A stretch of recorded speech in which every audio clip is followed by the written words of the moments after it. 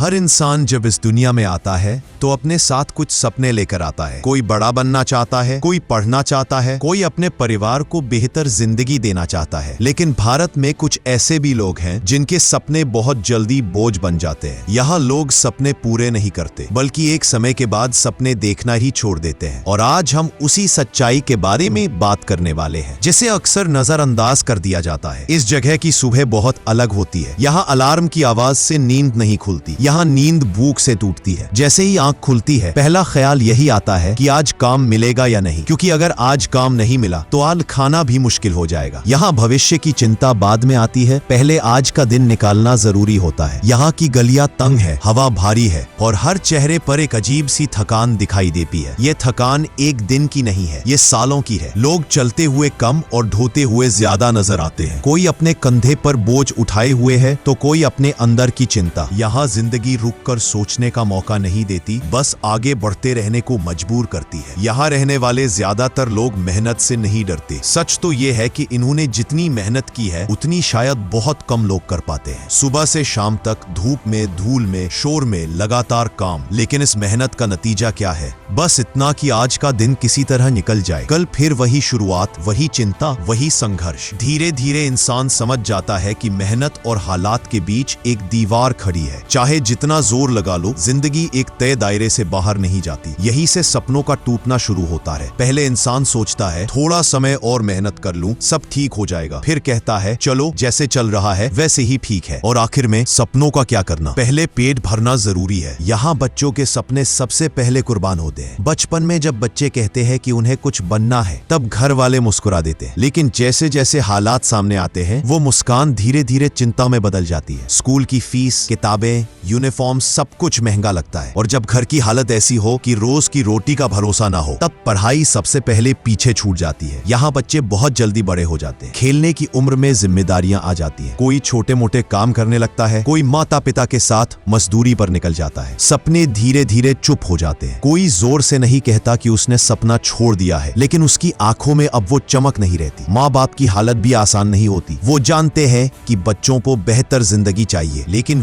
वो खुद को दोष देते हैं, कई बार किस्मत को। धीरे धीरे वो भी मान लेते हैं कि हमारे बच्चों की जिंदगी भी हमारी जैसी ही होगी। और यही सोच एक पीढ़ी से दूसरी पीढ़ी तक चलती रहती है। यहाँ की महिलाएं इस पूरी कहानी की सबसे मजबूत कड़ी है। सुबह सबसे पहले उठना, घर का काम, बच्चों की देखभाल और फिर बाहर काम पर जाना। दिन भर की थकान के बाद भी उनकी जिम्मेदारियां खत्म नहीं होती। फिर भी उनके सपनों के बारे में कोई नहीं पूछता। उनकी जिंदगी बस दूसरों की जरूरतें पूरी करते करते निकल जाती है। एक बात जो अक्सर नजरअंदाज हो जाती है वो ये है कि यहाँ गरीबी सिर्फ पैसों की नहीं है, यहाँ गरीबी भरोसे की भी है। लोगों को भरोसा नहीं है कि कल बेहतर होगा, भरोसा नहीं है कि मेहनत का फल मिलेगा, भरोसा नहीं है कि सिस्टम कभी उनके लिए काम करेगा। और जब भरोसा टूट जाता है, तब इंसान धीरे धीरे अंदर से खाली होने लगता है। यहाँ लोग बहुत कुछ सहना सीख जाते हैं, अपमान, अनदेखी और कभी कभी डर भी। काम मांगते समय झुकी हुई नजरें, ठेकेदार के सामने खामोशी और हालात से समझौता, ये सब रोजमर्रा की आदत बन जाती है। कोई आवाज नहीं उठाता, क्योंकि आवाज उठाने की कीमत बहुत ज्यादा है। अगर आज सवाल किया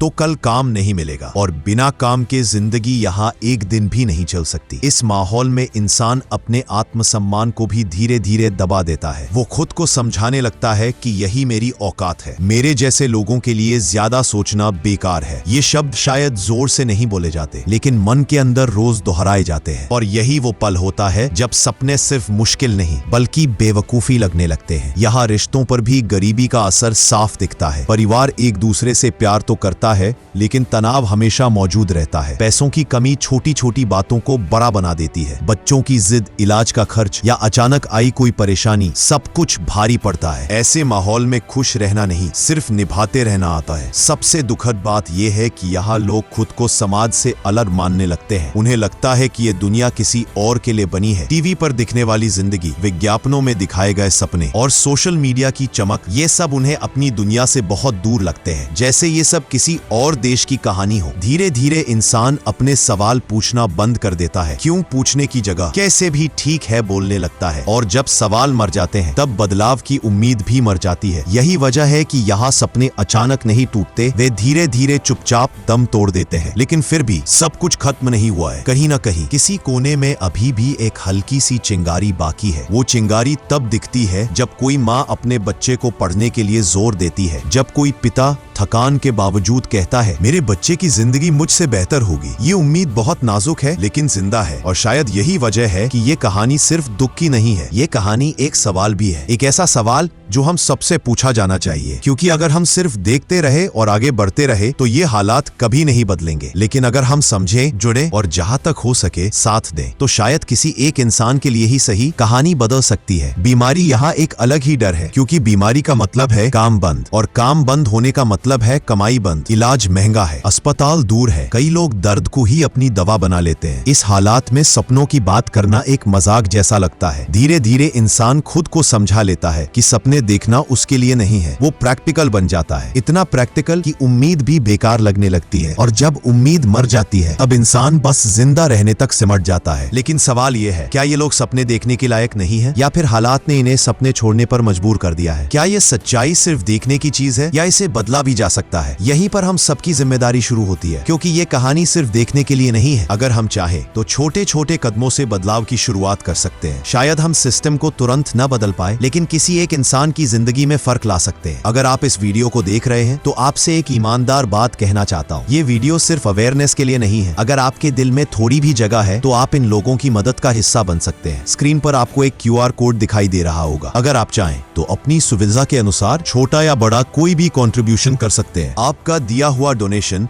सीधे जरूरतमंद लोगों की मदद में जाएगा, खाने, दवाइयों, पढ़ाई या जरूरी सामान के लिए। और सबसे जरूरी बात, इस मदद को हम सिर्फ यही नहीं रोकेंगे। जिन लोगों की मदद होगी उनकी कहानी हम आगे शॉर्ट वीडियोस के जरिए आप तक पहुंचाएंगे, ताकि आपको पता चले कि आपकी मदद से किसकी जिंदगी में क्या बदलाव आया। यह कोई मजबूरी नहीं है, कोई दबाव नहीं है, ये सिर्फ एक मौका है किसी के सपनों को पूरी तरह मरने से पहले थाम लेने का। कभी कभी बहुत छोटा कदम भी किसी के लिए बहुत बड़ा सहारा बन जाता है। इस कहानी का मकसद किसी को दोष देना नहीं है, न सरकार को, न सिस्टम को, न समाज को। मकसद बस इतना है कि हम सच देखें, उसे समझें और जहां तक हो सके इंसान बनकर साथ दें। क्योंकि ये कहानी किसी एक जगह की नहीं है, ये उन लाखों लोगों की कहानी है जिनके सपने हालात की भीड़ में कहीं खो जाते हैं, और अगर हम चाहें तो शायद किसी एक सपने को बचा सकते हैं। सबसे बड़ा सवाल ये नहीं है कि ये लोग सपने क्यों छोड़ देते हैं, सबसे बड़ा सवाल ये है कि आखिर उन्हें सपने छोड़ने पर मजबूर कौन करता है। क्या सिर्फ गरीबी इसके लिए जिम्मेदार है, या फिर वो सिस्टम जो सबसे ज्यादा जरूरतमंद लोगों तक कभी पहुंच ही नहीं पाता? अगर मेहनत इतनी ज्यादा है तो जिंदगी में बदलाव इतना कम क्यों है? और अगर रास्ते सच में मौजूद है तो ये लोग उन रास्तों तक पहुंच क्यों नहीं पाते? अगले पार्ट में हम उन्हीं सवालों के जवाब ढूंढेंगे, जहां हम देखेंगे कि सपने टूटते कैसे हैं, सिस्टम कहां फेल होता है, और क्या वाकई इस हालात से बाहर निकलने का कोई रास्ता है। इसीलिए इस वीडियो को लाइक और चैनल को सब्सक्राइब करना बिल्कुल ना भूलें, जिससे कि अगला पार्ट आप सब तक सीधे पहुंच सके।